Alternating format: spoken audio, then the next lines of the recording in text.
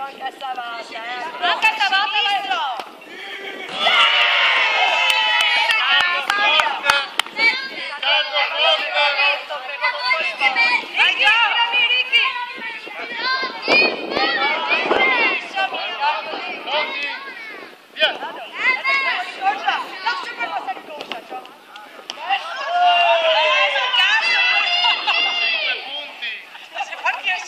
Rozzoli, Matteo, gira Ezio, no, perché